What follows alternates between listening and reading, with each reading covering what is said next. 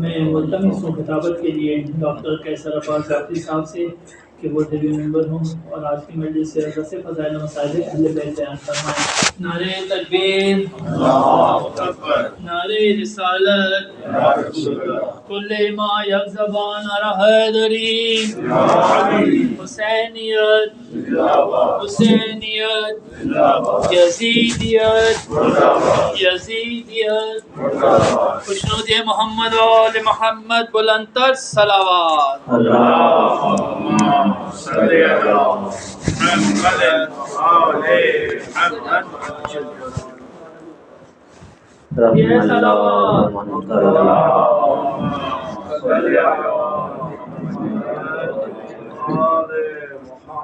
رحم اللہ من قرأ الفاتحہ۔ بسم اللہ الرحمن الرحیم۔ الحمد للہ رب العالمین الرحمن الرحیم مالک یوم الدین ایاک نعبد و ایاک نستعین اہدنا الصراط المستقیم صراط الذین انعمت علیہم غیر المغضوب علیہم ولا الضالین۔ بسم اللہ الرحمن الرحیم۔ قل هو اللہ احد اللہ الصمد لم یلد ولم یولد ولم یکن له کفوا احد۔ بسم اللہ الرحمن الرحیم۔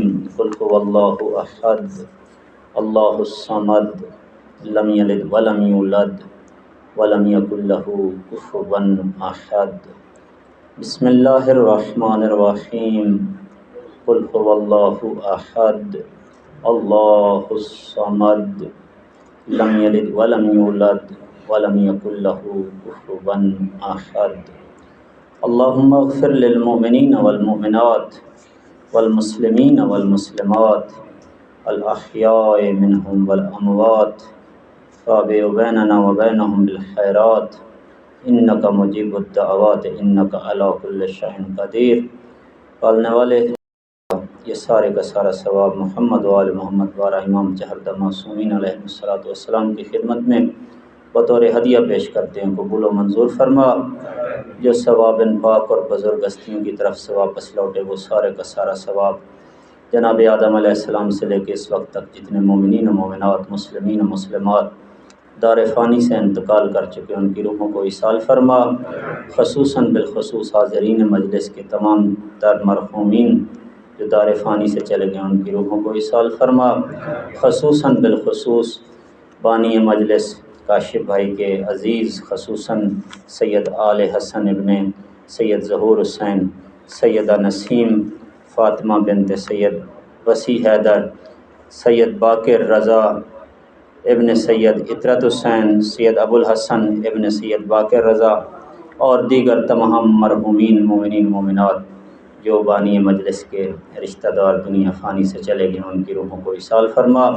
پالنے والے ان کو کروٹ کروٹ جنت نصیب فرما، ان کو جوار محمد و آل محمد میں جگہ نصیب فرما۔ محمد و آل محمد کی عزت و عظمت کا واسطہ جب ہم اس دنیا سے گزر کر ان کے ساتھ ملحق ہو جائیں ہمارے اوپر بھی اپنا خصوصی لطف و کرم فرما۔ دعاؤں کی قبولیت کے لیے، حاجات کی برابری کے لیے صلوات پڑھے آل محمد کی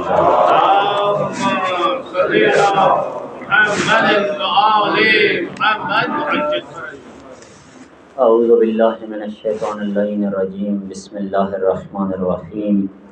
الحمد للہ رب العالمین بارئ الخلائق اجمعین، الصلاۃ والسلام علی سید الانبیاء و خاتم النبیین، حبیبنا و حبیب الہ العالمین ابی القاسم المصطفیٰ محمد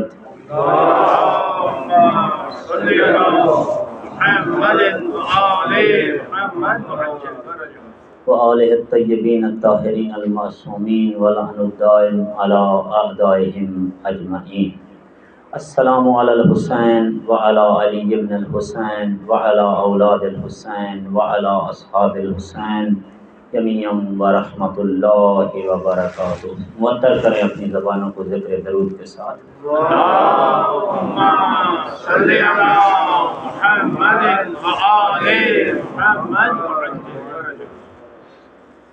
ماہ مبارک ربیع الاول ہے اور یہ ماہ مخصوص ہے ہمارے نبی آخر الزمان کے ساتھ،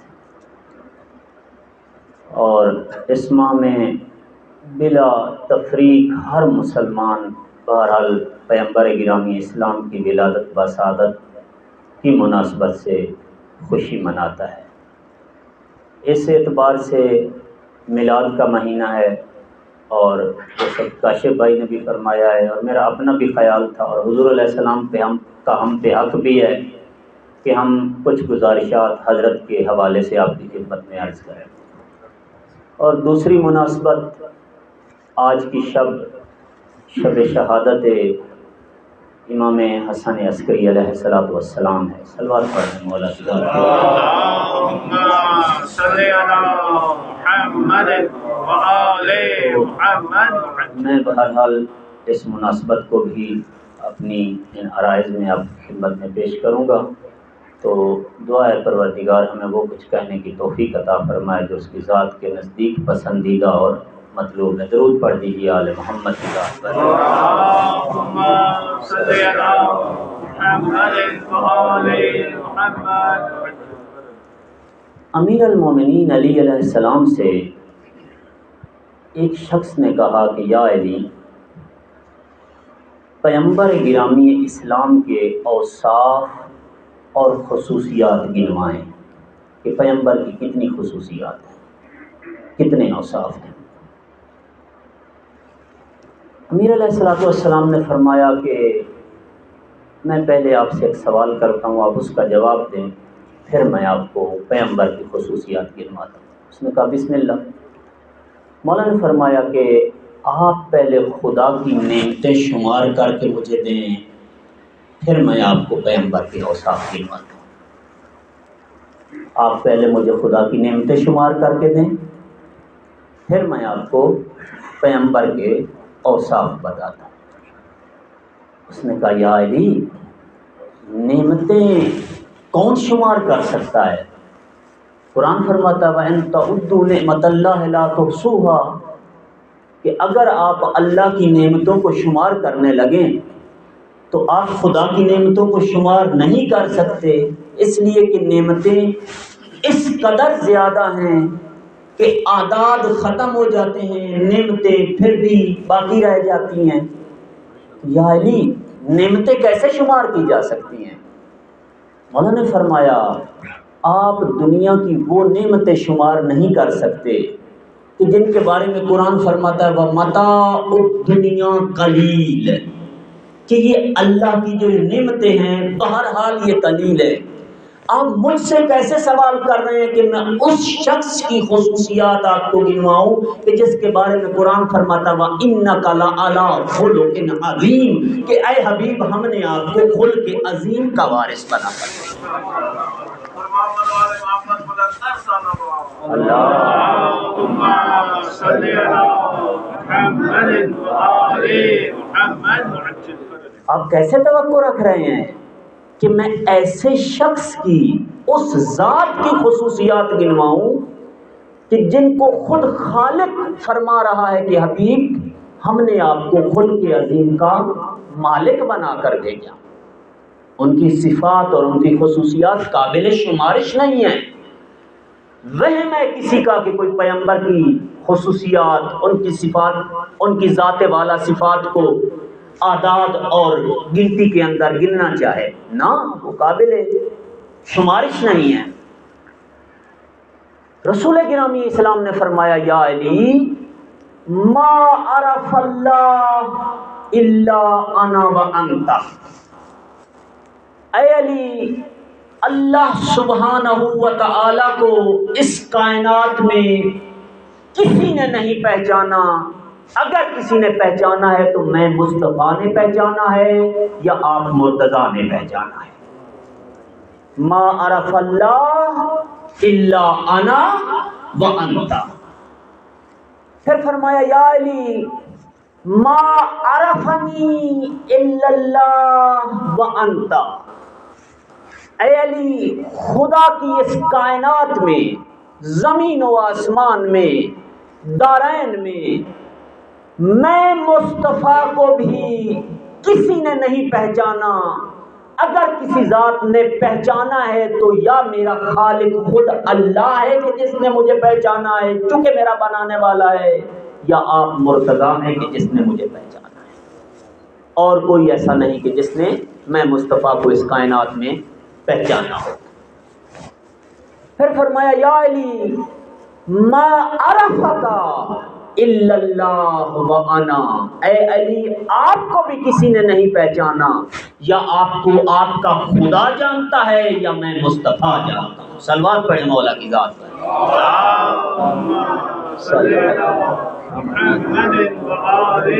یا آپ کا خدا جانتا ہے یا میں مصطفیٰ جانتا ہوں۔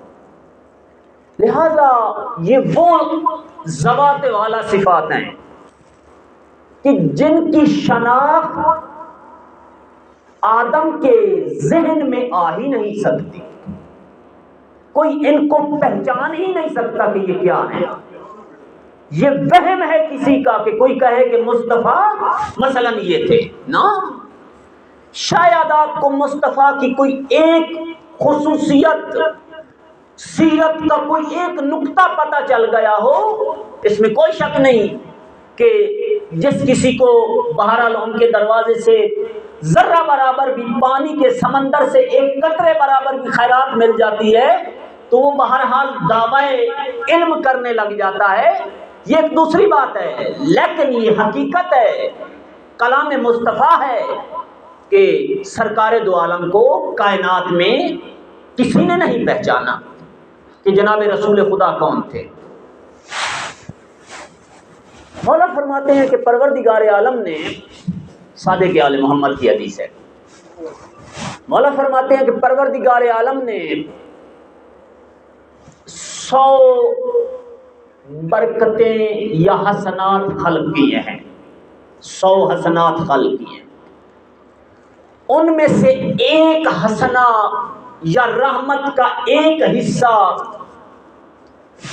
اس کائنات کی ابتدا سے لے کر قیامت کا سورج طلوع ہونے تک جس کسی کے پاس جتنی رحمت ہے، جتنا اس کے اندر لطف ہے، جتنی اس کے اندر مہربانی ہے، وہ سب کی سب مہربانی، وہ لطف، وہ کرم اس ایک نعمت اور ایک برکت کے صدقے میں ہے جو پروردگار عالم نے اس جہان کو عطا کیا ہے۔ پروردگار عالم نے 100 نعمتیں یا 100 برکتیں ایسی خلق کی ہیں کہ جن میں سے ایک برکت اس کائنات کو عطا کی، ایک حسنہ اس کائنات کو عطا کیا، ایک خوبی اس کائنات کو عطا کی، ایک رحم اس کائنات کو عطا کیا کہ جو خلقت کائنات سے لے کر طلوع آفتاب قیامت تک سب کے لیے کافی ہے۔ میں بات کو تھوڑا اور بہرحال یہ چیزیں ایسی ہیں، چونکہ میں نے عرض کیا کہ خاندان نبوت کی ذات تو دور کی بات ہے، ان کی فضائل بھی لوگوں کے ذہن میں نہیں آتے، ان کی شان لوگوں کے ذہن میں نہیں آتی، جب ذہن میں نہیں آتی تو اعتراض کر دیتے ہیں۔ جیسے ولی خدا کا کام جب کسی کے ذہن میں نہیں آتا کیا کرتا، وہ اعتراض کر دیتا۔ قرآن مجید میں جناب خضر اور جناب موسیٰ کا واقعہ اسی بات کی طرف اشارہ تو ہے کہ جب جناب موسیٰ کو خضر کے بعد کام کی بہرحال سمجھ نہیں آ رہی، موسیٰ ہر کام پہ اعتراض کر رہے ہیں، کشتی کی پھٹی کیوں توڑ رہے ہیں، بچہ کیوں قتل کر رہے ہیں، دیوار کیوں تعمیر کر رہے ہیں۔ جناب موسیٰ خدا نے آپ کو شاگرد بنا کے بھیجا ہے، جناب خضر کا، آپ کو جناب خضر کا شاگرد بنا کے بھیجا ہے، لہذا جب کبھی ولی خدا کے کام کی سمجھ نہیں آتی لوگ اعتراض کر دیتے ہیں۔ پروردگار نے اس کائنات کو ایک اپنی رحمت میں سے جو 100 رحمتیں خلق کی، ایک رحمت کا ایک حصہ اس کائنات کو دیا کہ جس کے صدقے میں یہ کائنات میں جتنا لطف آپ کو نظر آ رہا ہے، جتنی مہربانی نظر آ رہی ہے خلقت کائنات سے لے کر اختتام کائنات تک، وہ ساری اس ایک رحمت کے صدقے میں ہے۔ مثلا روایت بتاتی ہے کہ ایک دفعہ ایک ماں ایک پہاڑی علاقے میں، پہاڑوں کی بلندیوں میں اور کٹھن اور دشوار گزار رستوں میں اپنے بچے کو سینے سے لگا کر سفر کر رہی تھی۔ جناب موسیٰ علیہ السلام دیکھ رہے تھے۔ جناب موسیٰ نے فرمایا کہ پروردگار، بہرحال اس ماں کے دل میں کیا ہے کہ خود کبھی گرتی ہے، پھر اٹھتی ہے، پھر گرتی ہے، بڑی مشکل سے یہ سفر طے کر رہی ہے پہاڑ کا، لیکن بچے کو سینے سے لگایا ہوا ہے۔ خدا نے فرمایا موسیٰ، اس ماں کے دل میں اللہ کی جانب سے رحمت ہے، اور اس رحمت کے نتیجے میں یہ اس بچے سے محبت کرتی ہے، اس بچے سے محبت۔ موسیٰ نے عرض کی پروردگار، میں چاہتا ہوں تھوڑی دیر کے لیے اپنی رحمت اس سے واپس لے لیں۔ جیسے ہی نبی خدا نے دعا کی، دعا قبول ہو گئی۔ لحظہ نہ گزرا کہ جناب موسیٰ نے دیکھا ماں نے بچے کو وہیں پھینک دیا، اور تڑپتے ہوئے بچے کو، روتے ہوئے بچے کو، چیختے اور چلاتے ہوئے بچے کو چھوڑ کے اپنے سفر پر چل پڑی، اور مڑ کر بھی نہ دیکھا۔ جناب موسیٰ یہ سارا منظر دیکھ رہے تھے۔ کچھ دیر کے بعد جناب موسیٰ نے جب دیکھا وہ بے نیاز ہو کے بچے کو تڑپتا ہوا چھوڑ کر جا رہی ہے، قریب ہے یہ بچہ مر جائے، موسیٰ نے دعا کی پروردگار ماں کے دل میں رحمت دوبارہ واپس کر دے۔ ماں کے دل میں، چونکہ نبی خدا ہے، بہرحال ماں کے دل میں دوبارہ رحمت واپس کر دے۔ تھوڑی ہی دیر گزری، جیسے کوئی پیاسا پانی کے اوپر آتا ہے، دوڑ کے آئی اور بچے کے اوپر آ کے گری، آئی بچے کو اٹھایا، چوما اور سینے سے لگایا، اور پھر اسی طرح سے اپنے سفر کی طرف۔ فرمایا موسیٰ، یہ ماں کے دل میں جو رحمت ہے وہ اس ایک رحمت کا، جو 100 رحمتیں میں نے خلق کی ہیں اور ایک رحمت میں نے اس کائنات کو عطا کی ہے، اس ایک رحمت کا نتیجہ ہے کہ اس ماں کے دل میں بھی اسی کا ایک حصہ ہے۔ صلوات پڑھے مولا محمد و آل محمد کی ذات۔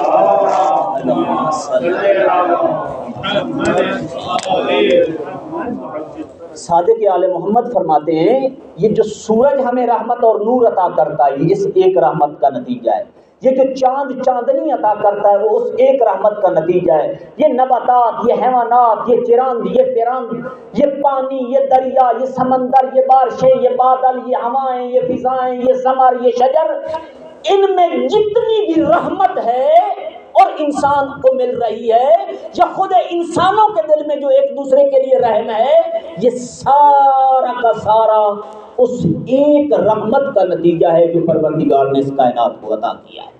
اس ایک، نہ فقط آج تک کا، قیامت تک جتنے لوگ پیدا ہوں گے اور زمین پر جتنی رحمتیں نازل ہوں گی یہ اس ایک رحمت کا نتیجہ ہے۔ صادق آل محمد فرماتے ہیں ایک رحمت پروردگار عالم نے اس کائنات، پوری کائنات کو عطا کی ہے، اور 99 رحمتیں ہم اہل بیت محمد کو عطا کی ہیں۔ صلوات پڑھے محمد و آل محمد کی ذات۔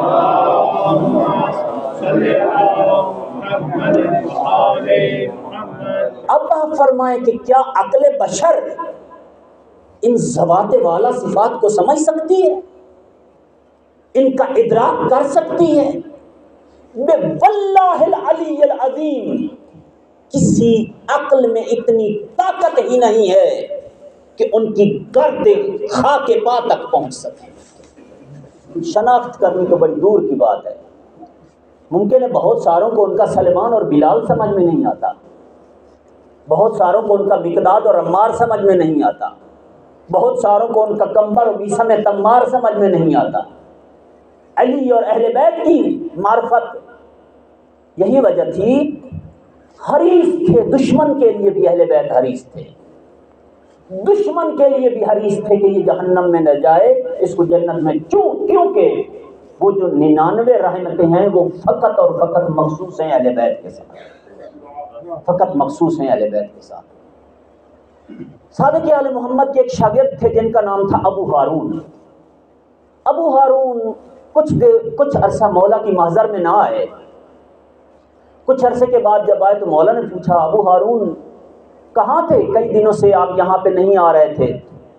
کہا یبن رسول اللہ، پروردگار عالم نے مجھے فرزند عطا کیا ہے، تو میں اس کی ولادت، اس کی بہرحال پیدائش سے متعلق جو معاملات ہیں ان کو دیکھ رہا تھا، گھر میں میں مرد تھا، تو اس وجہ سے میں آپ کی بارگاہ میں حاضر نہیں ہو سکا۔ مولا نے فرمائیں فرزند پسر ہے یا دختر، بیٹا ہے یا بیٹی؟ کہا مولا فرزند بیٹا ہے۔ حضرت نے فرمایا نام کیا رکھا ہے؟ کہا یبن رسول اللہ، میں نے اس کا نام رکھا ہے محمد۔ درود پڑھے مولا محمد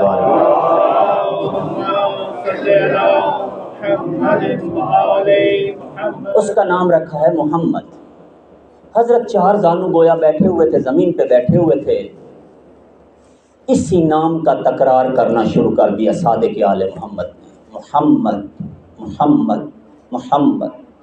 یہ تکرار کرتے گئے، سر جھکتا گیا جھکتا گیا جھکتا گیا۔ راوی کہتا ہے میں دیکھ رہا تھا، قریب تھا کہ مولا کی پیشانی زمین پہ جا لگے۔ مولا نے ایک دفعہ سر اٹھایا اور سر اٹھا کے فرمایا ابو ہارون، تجھے پتہ ہے یہ نام کتنا بابرکت ہے؟ تجھے پتہ ہے یہ نام کتنا بابرکت ہے؟ کہا یبن رسول اللہ، فرمایا اگر بیٹے کا نام محمد رکھا ہے تو کبھی اس کو جھڑکنا نہیں ہے، اس کی تحقیر نہ کرنا، اس کی توہین نہ کرنا۔ پتہ ہے خدا کے محبوب ترین ناموں میں سے یہ نام ہے، محبوب ترین ناموں میں سے یہ نام ہے۔ پروردگار کو یہ نام، اچھا یہی نام، یہی روایت جناب زہرا کے بارے میں بھی ہے، جناب سیدہ کے بارے میں بھی ہے۔ کسی نے پوچھا تو مولا نے فرمایا کہ اگر بیٹی کا نام فاطمہ رکھا ہے تو خبردار اس کو کبھی تماچا نہ مارنا، اس کو جھڑکنا نہیں، اس کی توہین نہ کرنا، تحقیر نہ کرنا۔ یہ وہ نام ہے جو خدا کے محبوب کا محبوب نام ہے، جو رسول خدا کو محبوب نام ہے۔ فرمایا کہ ابو ہارون، اللہ تبارک و تعالی نے فرمایا ہے کہ بروز محشر مجھے حیا آتی ہے کہ میں کسی ایسے شخص کو جہنم میں ڈالوں جس کا نام میں مصطفیٰ کے نام کا، مصطفیٰ کے میں اللہ کے حبیب مصطفیٰ کے نام پر ہوں۔ مجھے حیا آتی ہے کہ میں ایسے شخص کو جہنم میں ڈالوں جس کا نام میرے حبیب کے نام پر ہو۔ البتہ یہاں پہ یہ بات ملحوظ خاطر رہے کہ کوئی اپنے بیٹے کا نام محمد رکھ لے تو اس کے بعد یہ نہیں کہ اس کے اوپر دین کی ساری جو حدیں ہیں یا حدود و قیود ہیں یا اسلامک لاز ہیں یہ سب ختم ہو جاتے ہیں۔ نہ، بہرحال میں نام کے احترام کی بات کر رہا ہوں۔ اگر کوئی حقوق العباد ادا نہیں کرتا، اگر کوئی مثلا وہ افعال انجام دیتا ہے کہ جو نہیں دینے چاہیے، تو وَمَن يَعْمَلْ مِثْقَالَ ذَرَّةٍ خَيْرًا يَرَهُ وَمَن يَعْمَلْ مِثْقَالَ ذَرَّةٍ شَرًّا يَرَهُ۔ ذرے ذرے کا حساب اپنی جگہ پہ۔ بہرحال اللہ تبارک و تعالیٰ یہ فرماتے ہیں مجھے حیا آتی ہے ایسے شخص کو میں عذاب کروں کہ جس کا نام میرے حبیب مصطفیٰ کے نام پر ہو، مجھے حیا آتی ہے۔ ہم عموماً آج کل بہرحال یہ ایک بہت بڑی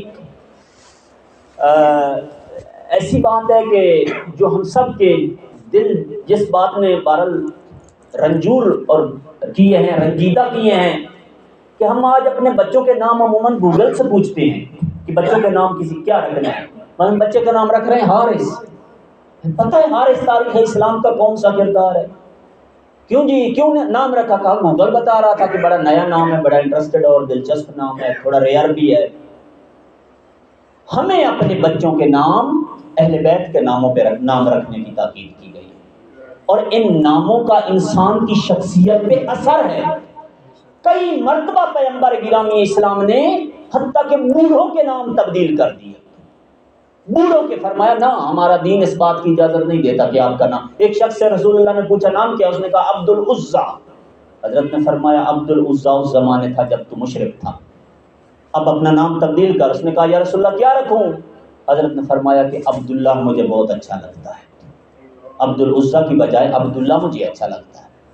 لہذا یہ نام، اسی طرح ایک بندہ امام موسیٰ کاظم علیہ السلام کی خدمت میں حاضر ہوا، اس نے آ کے کہا کہ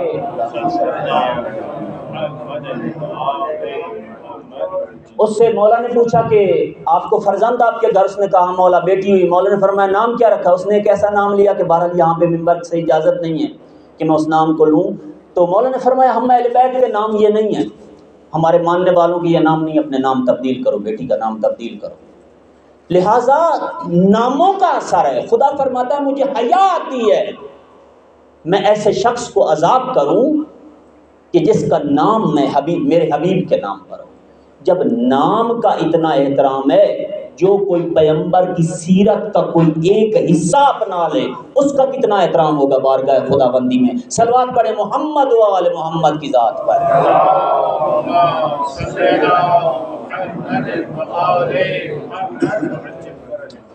رسول گرامی اسلام کے بارے میں قرآن مجید میں بھی آیا ہے اور حقیقت بھی یہ ہے کہ حریص علیکم، لوگوں کی ہدایت کے لیے حریص تھے پیغمبر، برداشت نہیں کرتے تھے کہ کوئی شخص جہنم میں جائے، پیغمبر برداشت نہیں کرتے تھے۔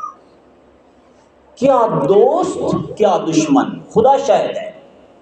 ہم بہرحال ان محفلوں سے، ان میلاد کی محفلوں سے، مجلسوں سے یہ چیزیں گھر میں لے کے جائیں، اپنے اذہان عالی میں یہ باتیں بیٹھا کے یہاں سے جائیں۔ یہ دانشگاہ امام حسین ہے، یہیں سے تو یہ باتیں سننے کو ملتی ہیں۔ باقی کہاں پہ یہ چیزیں ہیں کہ جہاں سے ہمیں نہ دفتروں میں ہیں، نہ کالجوں میں ہیں، نہ یونیورسٹیوں میں ہیں، نہ سکولوں میں ہیں، کہاں سے؟ یہیں سے ملتی ہیں یہ باتیں۔ پیغمبر حریص تھے انسانیت کو بہشت بری تک لے جانے کے لیے، ان کی ہدایت کے لیے۔ جب کبھی رسول گرامی اسلام تبلیغ کے لیے جاتے تھے اور دیکھتے تھے کہ لوگ حضرت کی بات نہیں سن رہے، عیب اور نقص لوگوں میں نہیں اپنی ذات میں دیکھتے تھے، کہتے تھے کہ میں ابھی تک اس مقام تک نہیں پہنچا کہ میری بات لوگوں کے دلوں پہ اثر کرے۔ میری بات لوگوں کیا کرتے تھے؟ اپنی عبادت اور بڑھا دیتے تھے، اس قدر عبادت بڑھا دیتے تھے کہ پاؤں پہ ورم آ جاتے تھے، پاؤں سوج جاتے تھے، آنکھیں زرد ہو جاتی تھی، چہرے کا رنگ پیلا پڑ جاتا تھا، یہاں تک کہ قرآن مجید میں پروردگار عالم نے فرمایا تاہا ما انزلنا علیک القرآن لتشقی، میرے حبیب ہم نے یہ قرآن آپ پر اس لیے نہیں نازل کیا کہ آپ اپنے آپ کو مشقت میں ڈال دیں، آپ اپنے آپ کو مشقت میں ڈال دیں۔ بہرحال آپ نبی ہیں، آپ کا کام ابلاغ رسالت ہے، ان تک خدا کا پیغام پہنچانا ہے۔ حریص علیکم، لوگوں کو ہدایت کے لیے، لوگوں کی ہدایت کے لیے حریص تھے۔ ہم عموماً کیا کرتے ہیں؟ ہم بہانے تلاش کرتے ہیں کہ کسی طرح فلاں شخص یا فلاں مرد یا فلاں عورت کوئی ایسا عمل انجام دے کہ عذاب الہی کے مرتکب ہو جائیں۔ پیغمبر بہانے تلاش کرتے تھے کوئی ایسا عمل انجام دیں کہ یہ عذاب الہی سے بچ سکیں، یہ عذاب الہی سے بچ جائیں۔ ایک یہودی تھا کہ جو عموماً مسلمانوں کے پاس آیا کرتا تھا اور مسلمانوں کے ظاہراً بچے پڑھاتا تھا۔ ایک دفعہ پیغمبر گرامی اسلام کو کسی نے بتایا یا رسول اللہ وہ جو یہودی جوان ہمارے پاس آتا تھا وہ بیمار ہو گیا ہے۔ حضرت نے فرمایا آؤ میرے صحابہ، آ کے اس کی تیمارداری کرتے ہیں، چلتے ہیں اس کی تیمارداری کرتے ہیں۔ بہرحال دین مبین اسلام میں مسلمان کی بیمار کی تیمارداری کرنا سنت پیغمبر ہے، سنت پیغمبر ہے۔ حضور نے فرمایا آئیں اس کی تیمارداری کے لیے چلتے ہیں۔ تیمارداری کے لیے گئے، دستک دی، اندر سے اس جوان کا، یہودی کا باپ باہر آیا۔ حضور علیہ السلام نے فرمایا کہ پتہ چلا ہے آپ کا بیٹا بیمار ہے۔ کہا کہ چونکہ نبی تو نہیں مانتا تھا، کہا ہاں محمد ابن عبداللہ کہ میرا بیٹا بیمار ہے۔ حضرت نے فرمایا ہم مسلمانوں کے دین میں ہے کہ جب کوئی بیمار ہو جاتا ہے تو ہم اس کی تیمارداری کے لیے جاتے ہیں۔ اس نے کہا ٹھیک ہے آپ آ جائیں، بسم اللہ آپ آ جائیں۔ حضور علیہ السلام اپنے صحابہ سمیت اندر چلے گئے، دیکھا تو وہ جوان عالم غش میں تھا، عالم غش میں تھا۔ حضور علیہ السلام نے انتظار کیا، جب دیکھا کہ بہرحال یہ موت کے سرہانے پہنچ چکا ہے، حضور نے فرمایا کہ بندہ خدا تو نے ہم پہ مہربانی کی تھی، کسی زمانے ہمارے بچے پڑھانے آتا تھا، میں مصطفیٰ چاہتا ہوں کہ میں تم پہ مہربانی کروں۔ اس نے کہا کیا مہربانی کرنا چاہتے ہیں؟ حضور نے فرمایا شہادتین کہہ دے، اپنی زبان سے شہادتین کہہ دے۔ اس نے اپنے باپ کی طرف دیکھا، آپ نے کہا کہ اگر آپ کہنا چاہیں تو میں مانے نہیں ہوں، اگر آپ مسلمانوں کے نبی کی بات ماننا چاہیں میں مانے نہیں ہوں، آپ کی مرضی کی بات ہے۔ ابھی اس نے شہادتین کہی نہ تھی کہ دوبارہ غش میں چلا گیا۔ رسول خدا نے فرمایا ٹھہر جاؤ، انتظار کرتے ہیں۔ انتظار کیا، انتظار کیا، انتظار کیا، یہاں تک کہ اس جوان کی غش ٹوٹی۔ جب دوبارہ ہوش میں آیا تو دیکھا حضور علیہ السلام ابھی تک کھڑے تھے، ابھی تک سرانے کھڑے تھے۔ حضرت نے فرمایا بندہ خدا مجبور نہیں ہیں آپ، لا اکراہ فی الدین، دین میں جبر نہیں ہے، مجبور نہیں، لیکن میں یہ چاہتا ہوں تیرے ساتھ بھلائی کروں، شہادتین کہہ دے۔ جیسے ہی اس جوان نے کہا اشہد ان لا الہ الا اللہ وحدہ لا شریک لہ واشہد ان محمدا عبدہ ورسولہ، اس کی روح پرواز کر گئی، اس کی روح پرواز، شہادتین کہنی تھی یا روح پرواز کر گئی۔ حضور علیہ السلام نے اس کے وارثوں سے کہا کہ بس اب آپ اس جنازے کے قریب نہ آئیں، میت کے نزدیک نہ آئیں، میں مصطفیٰ اسلام کے طریقوں کے مطابق خود اس کو غسل دلواؤں گا، خود اس کو کفن پہناؤں گا، خود اس کا جنازہ اٹھا کے لے جاؤں گا، خود اس کی میت پہ نماز جنازہ پڑھوں گا، خود اس کو قبر میں اتاروں گا، خود اس کی تلقین پڑھوں گا۔ اور یہ سارا کام پیغمبر نے کیا، سارا کام پیغمبر نے کیا۔ گویا ایک یہودی کو وقت آخر جہنم کے کنارے سے واپس کھینچا، ہاتھ پکڑا اور جنت تک پہنچا کے آئے، اس کو کہتے ہیں حریص علیکم۔ گویا انسانیت کو جنت میں لے جانے کے لیے حریص تھے۔ صلوات پڑھے محمد و آل محمد کی ذات پر۔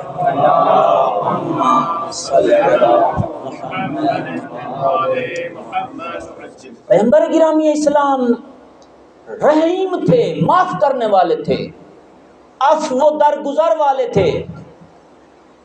آپ نے سب نے یہ واقعہ سنا ہوا ہے۔ بہرحال حضور کی سیرت کو یاد کرنا، ہم خود چارج ہو جاتے ہیں، ہمارے اندر پھر پیغمبر کی روح آ جاتی ہے، پیغمبر کی سیرت آ جاتی ہے، ایمان تازہ ہو جاتا ہے، دوبارہ سے ہم نیکی اور خیر کی طرف دوبارہ زیادہ کوشش کرتے ہیں۔ تو ایک شخص تھا کہ جو عموماً پیغمبر گرامی اسلام کے اوپر گھر کا کوڑا کرکٹ پھینکتا تھا۔ بعض روایتوں میں کہتے ہیں عورت تھی، بعض میں کہتے ہیں مرد تھا، نارملی مرد تھا، زیادہ روایت مشہور مرد کے حوالے سے۔ وہ اپنی چھت سے پیغمبر پر کوڑا پھینکتا تھا۔ ایک دو دن پیغمبر گزرے تو کسی نے اوپر سے وہ کوڑا نہ پھینکا۔ حضور نے پوچھا، یہاں پہ ایک شخص ہوتا تھا جو ہر روز بہرحال اپنا وہ جو بھی اس کے نزدیک ایک کوئی فعل تھا وہ اس کو انجام دیتا تھا، آج نہیں ہے۔ پتہ چلا کہ وہ بیمار ہے، وہ بیمار ہے۔ حضور علیہ الصلوۃ والسلام دروازے پہ آ گئے، دستک دی، اجازت ملی، اندر گئے۔ اس کو پتہ چل گیا کہ محمد مصطفیٰ صلی اللہ علیہ وآلہ وسلم آئے۔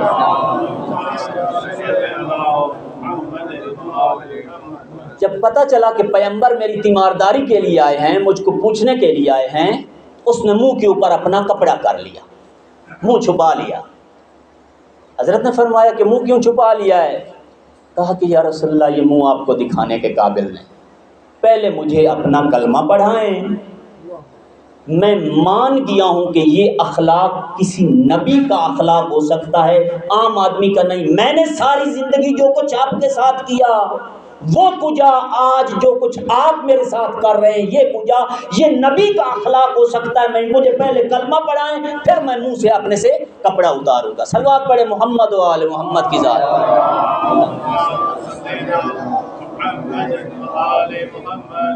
لہذا رحیم تھے، معاف کرتے تھے، چھوٹی چھوٹی بات کے اوپر دوسروں کا گریبان نہیں پکڑ لیتے تھے، چھوٹی چھوٹی بات پر دوسروں کو بد دعائیں نہیں دیتے تھے، ان کی انسلٹ نہیں کرتے تھے، توہین نہیں کرتے تھے۔ اگر ہم نے پیغمبر کی سیرت کو نہیں اپنانا اور اپنے اوپر نافذ نہیں کرنا، اور ہم نے اپنی جو تھنکنگ ہے کہ جو بالکل نیرو تھنکنگ ہے، جو لمیٹڈ، جو چھوٹا دماغ ہے ہمارا، ہم نے اسی کے مطابق فیصلے کرنے ہیں، تو پھر یہ پیغمبر کو ماننے کا فائدہ کیا ہے؟ پیغمبر گرامی اسلام کا کلمہ پڑھنے کا فائدہ کیا ہے جب حضرت کی سیرت کو اگنور کرنا ہے؟ تو ضرورت اس بات کی ہے کہ معاشرے میں رہتے ہوئے ہمیں سیرت پیغمبر پہ عمل کرنے کی ضرورت ہے، تبھی ہمارا معاشرہ الہی، خدائی اور اسلامی اور دینی معاشرہ بنے گا جب ہم سیرت پیغمبر کو معاشرے پہ نافذ کریں گے، جب پیغمبر گرامی اسلام کی سیرت کو نافذ کریں گے اپنے گھر کے اوپر، اپنے وجود کے اوپر، اپنے معاشرے کے اوپر، جہاں جہاں تک میری ایکسس ہے وہاں وہاں تک ہر شخص کے اوپر۔ اپنی ذات میں نظیف تھے، صاف ستھرے تھے۔ اس زمانے میں، جس زمانے میں صفائی کا کانسیپٹ ہی نہیں ہوتا تھا، یعنی آپ سوچ سکتے ہیں 1500 سال پہلے، 14.5 پونے 1500 سال پہلے کوئی شخص اتنا صاف ستھرا ہو، اتنا صاف ستھرا ہو، اگرچہ اس زمانے میں آئینے نہیں ہوتے تھے، شیشے نہیں ہوتے تھے، کنگھیاں وغیرہ نہیں تھی، پانی کے اوپر چلے جاتے تھے، پانی کے اوپر، اور پانی میں اپنا عکس دیکھ کر اپنی زلفوں کو ہاتھوں کی انگلیوں سے سنوارتے تھے، اور فرمایا کرتے تھے مسلمانوں کا حق ہے کہ مجھے مرتب دیکھیں، مسلمانوں کا حق ہے کہ مجھے مرتب دیکھیں، مجھے تمیز اور صاف ستھرا دیکھیں، نیٹ اور کلین دیکھیں، ان کا حق ہے مجھے اس طرح دیکھیں، نہ بال بگڑے ہوئے، اجڑے ہوئے، کنگھی نہیں پھری ہوئی۔ فرمایا کہ جو اس دنیا میں اپنے بالوں کی حفاظت نہیں کرتے، بروز محشر جہنم میں، جہنم کی کنگھی کے ساتھ ان کے جو بال ہیں وہ سنوارے جائیں گے۔ سمجھ گیا کہ جہنم کی کنگھی کے ساتھ بال کیسے سنوار۔ بہرحال اللہ تبارک و تعالیٰ نے، اللہ فرماتا ہے ان اللہ جمیل و یحب الجمال، اللہ خود خوبصورت ہے، حسن کو پسند کرتا ہے، حسین کو پسند کرتا ہے۔ صاف ستھرے تھے۔ پیغمبر کی سیرت طیبہ میں لکھا ہے، پیغمبر کا جو اخراجات تھے کھانے پینے کے خرچ سے زیادہ پیغمبر کے خوشبو کا خرچ زیادہ تھا۔ بہترین خوشبو لگاتے تھے، مہنگی ترین خوشبو لگاتے تھے، جس گلی سے گزر ہو جاتا تھا بعد میں بھی کئی دیر تک پتہ چلتا تھا یہاں سے مصطفیٰ گزرے ہیں۔ صلوات پڑھے مصطفیٰ کی ذات پر۔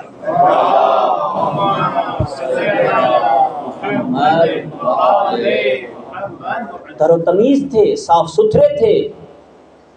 کسی بھی مسلمان ہو یا غیر مسلم اس کی بات اتنی غور سے سنتے تھے کہ دشمنوں نے آپ کا نام اذن رکھ دیا۔ اذن یعنی سننے والے کان، وہ کان جو کسی کی بات بہت غور سے سنتے ہیں۔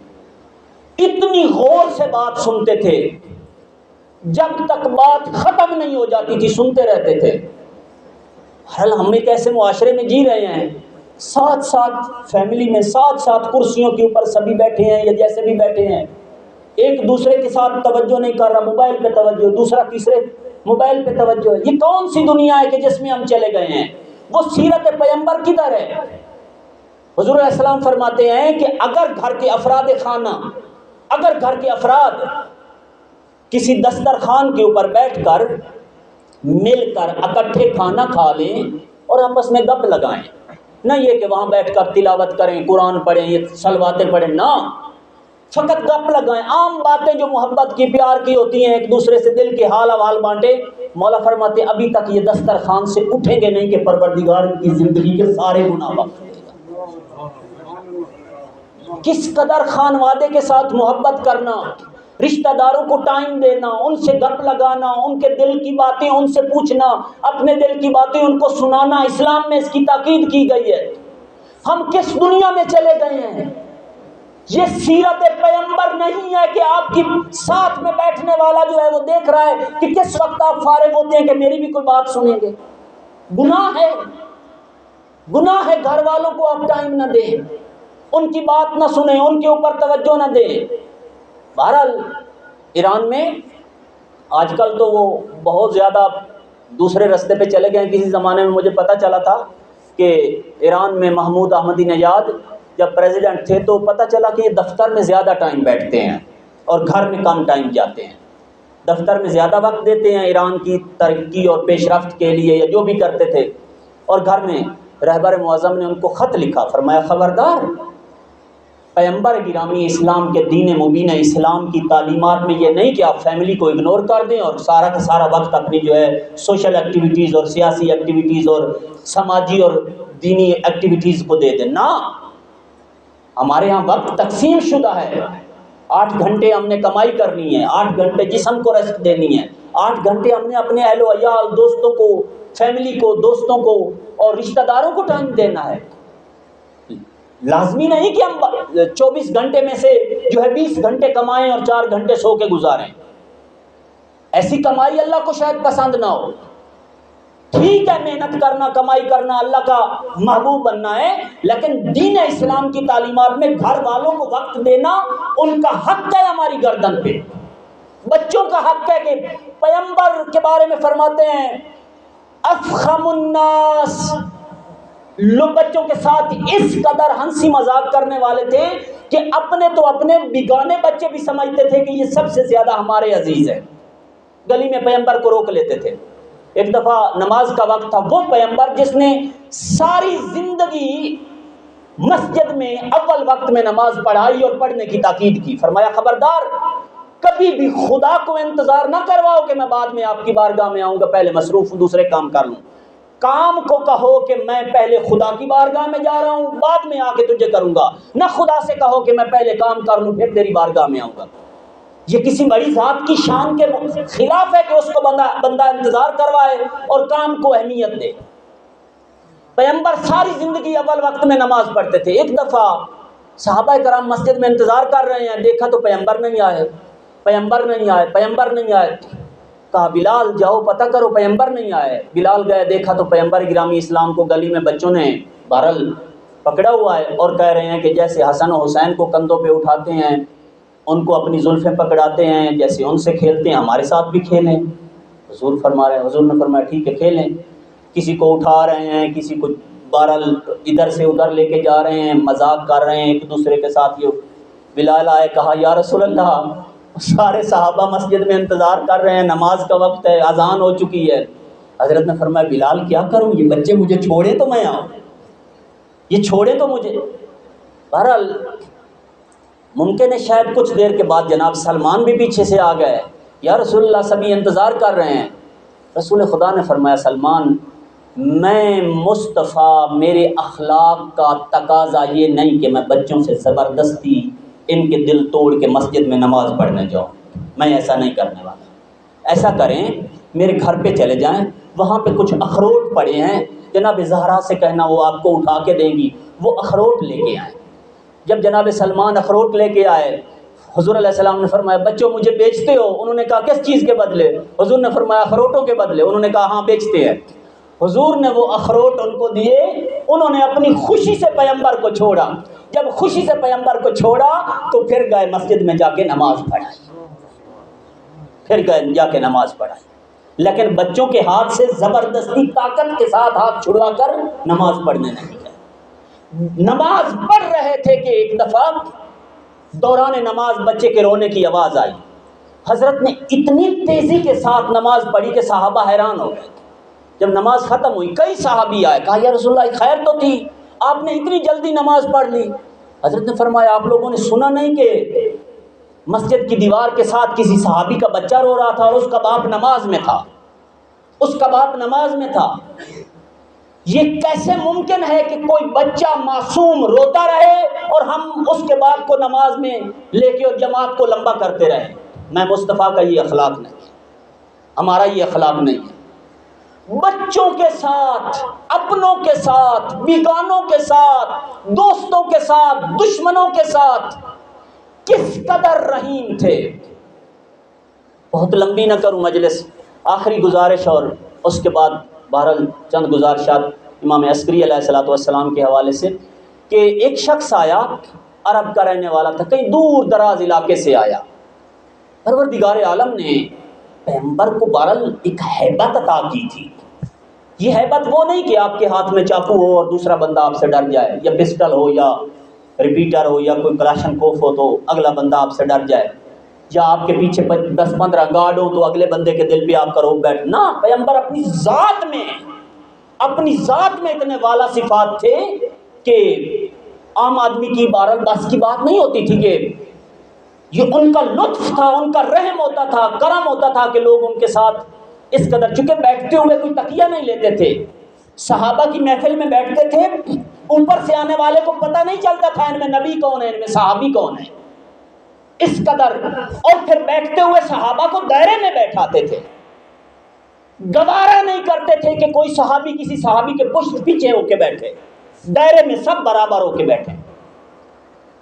کلاس لیتے تھے، پڑھاتے تھے، دین بتاتے تھے، تبلیغ کرتے تھے تو دائرے میں بیٹھاتے تھے، نہ یہ کہ کسی کو آگے اور کسی کو پیچھے بیٹھائیں۔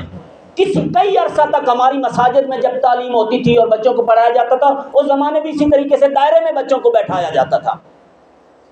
یہ عرب آیا، پیغمبر گرامی اسلام کی بارگاہ میں آیا، جیسے ہی حضور کے سامنے آیا کوئی بات کرنے لگا، زبان میں لکنت آ گئی، کانپنے لگ گیا۔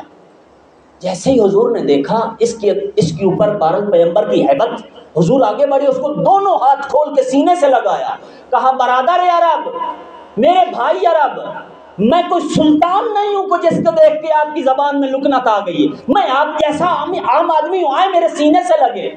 اس قدر پیار اور محبت دیا کہ اس کے اوپر جو پیغمبر کی ہیبت اور رعب تھی وہ ختم ہو گیا اور اطمینان سے بات کرنے لگے۔ لہذا پیغمبر گرامی اسلام اور ائمہ طاہرین علیہم الصلوۃ والسلام کی سیرت میں تکبر یا اس طرح کی چیزیں تحت الشعور میں بھی بندہ نہیں لا سکتا، حتیٰ کہ وہ ہیبت جو پروردگار عالم ایک مومن کو عطا کرتا ہے اس کو بھی اتنا پولائٹ کر کے، اتنا نرم کر کے پیش کرتے تھے کہ عام آدمی آسانی کے ساتھ آپ سے بات کر لیتا تھا۔ فرمایا کہ میرے حبیب وَإِنَّكَ لَعَلَىٰ خُلُقٍ عَظِيمٍ، ہم نے آپ کو خلق عظیم کا مالک بنا کر بھیجا۔ آپ کا اگر اخلاق اچھا نہ ہوتا یہ آپ کے ارد گرد بیٹھنے والے آپ کو چھوڑ کر چلے گئے ہوتے۔ آج کی مجلس کا پیغام یہ ہے، اگر ہم یہ چاہتے ہیں کہ لوگ ہمارے گرد دائرہ بنا کے رہیں، لازمی نہیں کہ دائرہ جیسے مثلا ہارڈ میں، یعنی لوگ ہم سے محبت کریں، اپنے دلوں میں ہمارا احترام رکھیں، ہم سے پیار کریں، ہمیں اچھے الفاظ میں یاد کریں، ہمارے بارے میں پازیٹیو سوچ رکھیں۔ اگر ہم یہ چاہتے ہیں کہ سوسائٹی میں ہماری عزت ہو، ہمارا وقار ہو، رسول خدا فرماتے ہیں آپ اپنا اخلاق اچھا بنا لیں، یہ ساری کی ساری چیزیں خدا آپ کو عطا کر دے گا۔ صلوات پڑھے محمد و آل محمد کی ذات پر۔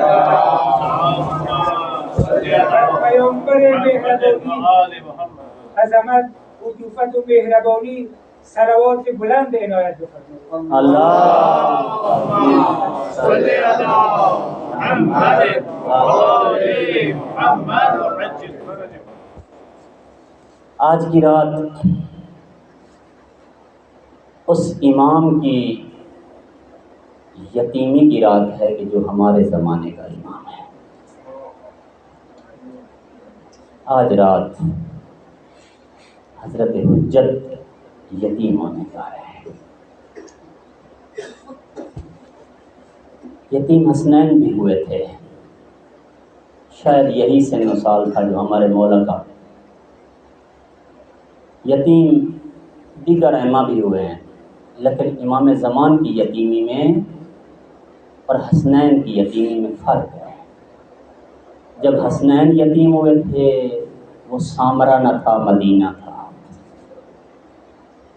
جب حضرت حجت یتیم ہوئے وہ سامرا تھا، عسکر کیوں کہتے ہیں؟ یعنی فوجوں کے حصار میں رہتے تھے، چاروں طرف دشمن کی فوجیں تھیں، انہوں نے گھیرا ہوا تھا، گھر کو گھیرا ہوا تھا، شہر کو گھیرا ہوا تھا۔ ذرہ برابر معتمد عباسی امام عسکری علیہ السلام کو مہلت نہیں دیتا تھا کہ مولا اپنے شیعوں سے رابطہ قائم کر سکیں، کسی کے ساتھ مل کر بات کر سکیں۔ حتیٰ کہ ایک دفعہ کسی لمبے سفر پہ جانے لگا تو امام عسکری کو ساتھ لے کے گیا کہ میرے یہاں سے جانے کے بعد کہیں یہ اپنے شیعوں کے ساتھ رابطہ نہ کریں۔ امام عسکری علیہ السلام بھی شیعیان حیدر کرار کو غیب امام کی اطاعت کے لیے تیار کر رہے تھے۔ ائمہ کی زندگی بڑی انٹرسٹڈ ہے، اگر کوئی اس کا مطالعہ کرے تو ائمہ کی زندگی بہت دلچسپ ہے۔ امام عسکری علیہ السلام غائب، چونکہ اس سے پہلے تشیع نے چھوٹے امامت کو چھوٹی ایج میں دیکھ لیا تھا، سن و سال کم ہونا، چونکہ جناب عیسیٰ ایک دن کے تھے کہ نبی تھے، ایک دن کے تھے کہ جب ماں کے ہاتھوں پہ اپنی ماں کی طہارت اور شرافت کی گواہی دی، اپنی نبوت کی اور صاحب کتاب ہونے کی گواہی دی، لوگ مان گئے۔ لیکن ہڈن اور غائب امام کو ماننا یہ ایک نیا فیز تھا جس میں شیعہ کو داخل کرنا تھا۔ بعض دفعہ امام عسکری علیہ الصلوۃ والسلام لوگوں سے پردے کے پیچھے سے بات کرتے تھے، بعض دفعہ وکلاء کے ذریعے بات کرتے تھے، بعض دفعہ پیچھے رہ کے ایسا ایسا امام پیچھے ہو رہے ہیں، جانتے تھے کہ آگے چل کے کیا ہونے والا ہے، بہرحال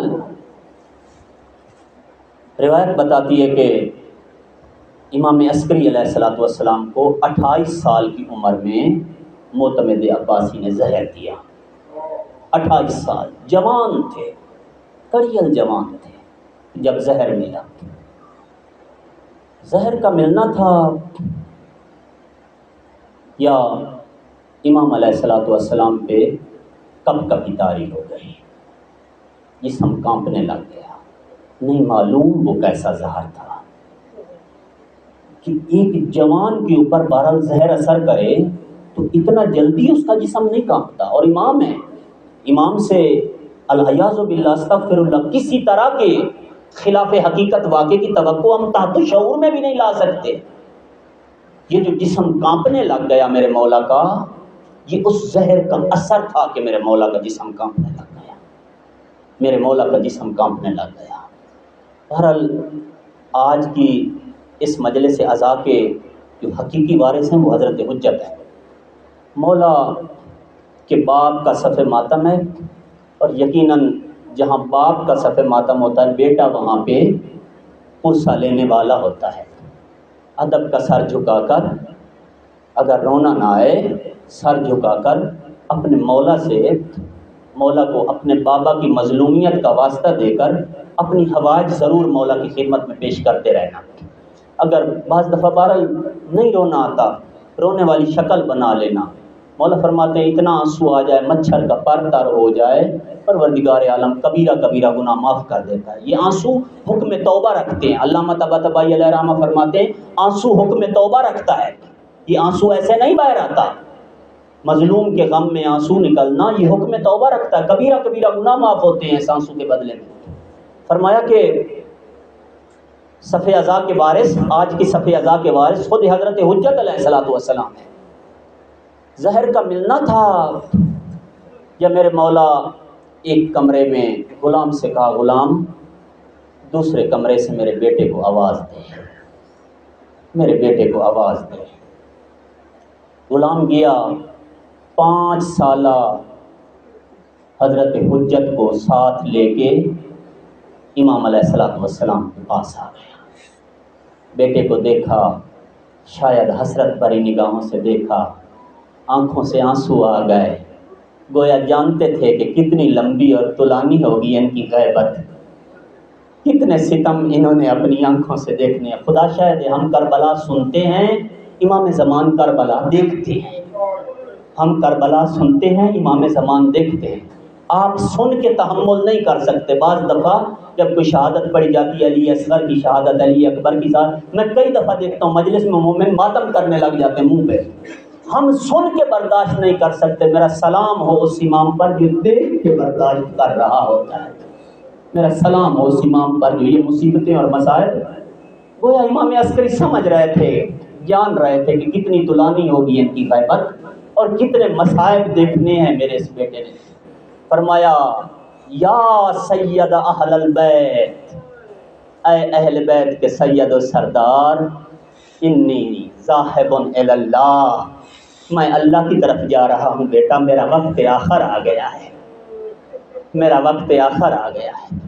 پھر فرمایا کہ بیٹے مجھے پانی پلا دے، اے سید و سردار، اے اہل بیت کے سید و سردار، مجھے اپنے ہاتھ سے پانی پلا۔ نہیں معلوم اس کے پیچھے فلسفہ کیا تھا، کیوں کہہ رہے تھے کہ مجھے اپنے ہاتھ، گویا آخری وقت آخر امام عسکری حضرت حجت کے ہاتھوں سے پانی پینا چاہ رہے تھے۔ حضرت حجت نے پانی کا جام دیا، لیکن روایت بتاتی ہے کہ اس قدر جسم پہ لرزہ اور کپکپی تھی، زہر کا اتنا اثر تھا کہ حضرت امام عسکری پانی کا لیوان اور پانی کا گلاس جام اپنے منہ کے دہن کے نزدیک لے گئے لیکن پی نہ سکے۔ پھر امام نے اپنے چھوٹے چھوٹے ہاتھ دراز کیے، پانی کا جام پکڑ لیا، بابا کے خشک لبوں کے ساتھ پانی کا جام لگایا۔ روایت بتاتی ہے جیسے ہی پانی کا جام میرے مولا کے دانتوں کے ساتھ لگا، دانتوں کی کپ کپی پانی کے گلاس کے اوپر گویا آواز دینے لگی۔ شاید کوئی اور وقت یاد آ رہا تھا میرے مولا کو، ایک مرتبہ پہلے بھی دانتوں سے آواز آئی تھی، وہ یہ مقام تھا کہ جہاں پہ امام زمان اپنے بابا کو پانی پلا رہے ہیں، وہاں پہ سر حسین یزید کے سامنے ایک تشت میں تھا اور ملعون چونبے خیزران کے ساتھ مظلوم کربلا کے دانتوں پہ بے ادبی کر رہا تھا، دانتوں سے آواز آ رہی تھی۔ یہاں پہ میرے مولا کو جب پانی پلایا جانے لگا تو اس وقت بھی آواز آنے لگی۔ عزاداران حسین، اس کے بعد روایت بتاتی ہے کہ ایک مرتبہ امام عسکری علیہ السلام نے اپنا سر حضرت حجت کی آغوش میں رکھا، انا للہ و انا الیہ راجعون، امام زمان یتیم ہو گئے، مولا کے بعد دنیا سے بابا دنیا سے رحلت کر گئے، شہادت پا گئے۔ عزادارو، جب کسی 5 سالہ بچے کے بابا کو شہادت، اس کو شہید کر دیا جاتا ہے، اس کو زہر دے دیا جاتا ہے، دستور زمانہ کیا ہے؟ رشتہ دار آتے ہیں، بچے کے سر پہ دست شفقت پھیرتے ہیں، ہمسائے آ جاتے ہیں، پیار دیتے ہیں، قریبی آتے ہیں، آ کے کہتے ہیں بچے اگر آپ کے بابا دنیا سے چلے گئے آپ پریشان نہ ہونا، ہم آپ کے ساتھ ہیں۔ عزادارو، یہ میرے مولا کی مظلومیت تھی کہ گھر میں سگا چاچا ظالم کا جاسوس تھا، جعفر قذاب جاسوسی کر رہا تھا، گھر کو چاروں طرف سے دشمن کے لشکر نے کبھی طبیبوں کی شکل میں، کبھی غلاموں کی شکل میں، کبھی پرستاروں کی شکل میں گھیرا ہوا تھا۔ جاسوسی کا نیٹ ورک میرے مولا کے گھر تک پہنچا ہوا تھا، لوگوں کو تلاش تھی کہ ان کا بیٹا وہ حضرت مہدی حجت ابن الحسن کہاں پہ ہے، گویا ان کو شہید کرنے کا ارادہ تھا۔ بس عزاداران حسین، میں کہتا ہوں میرے مولا، آپ کا جب وقت آخر آیا، آپ کا سر آپ کے بیٹے کی آغوش میں تھا۔ بہرحال سارے اماموں کا جب وقت آخر آیا، ان کا سر اپنے بیٹوں کی آغوش میں یا کسی عزیز کی آغوش میں ہوتا تھا۔ امیر المومنین کا وقت آخر آیا، سر حسن مجتبیٰ کی آغوش میں تھا۔ امام علی ابن الحسین کا وقت آخر آیا، سر محمد باقر کی آغوش میں تھا۔ محمد باقر کا وقت آخر آیا، سر جعفر صادق کی آغوش میں تھا۔ عزادارو، ایک سال تاریخ اسلام میں ایسا تھا کہ جو وقت آخر کربلا کی خاک پر تھا، بیٹا بیمار تھا۔ روایت بتاتی ہے وَشِمْرُ جَالِسٌ عَلَى صَدْرِ الْحُسَيْنِ، شمر حسین کے سینے پہ بیٹھا ہوا تھا۔ ایک مرتبہ دیکھنے والوں نے دیکھا کہ سر کٹا اور نوکے نیزہ پہ سوار ہو گیا۔ ہاں، اس سر کو بھی ایک دفعہ اپنے فرزند کی آغوش نصیب ہوئی۔ کون سا مقام تھا جہاں یہ سر اپنے فرزند کی آغوش میں گیا؟ وہ خرابہ شام تھا۔ جب سر حسین سکینہ کو ملا، عزادارو، بچی بابا کی طرف حیرت زدہ نگاہوں سے دیکھنے لگی۔ ایک دفعہ منہ پہ منہ رکھا، فوضعت فمہا علی فمہ الشریف ثم ماتت، بچی نے بابا کے منہ پہ منہ رکھا اور انتقال کر گئی۔ وَسَيَعْلَمُ الَّذِينَ ظَلَمُوا أَيَّ مُنقَلِبٍ يَنقَلِبُونَ۔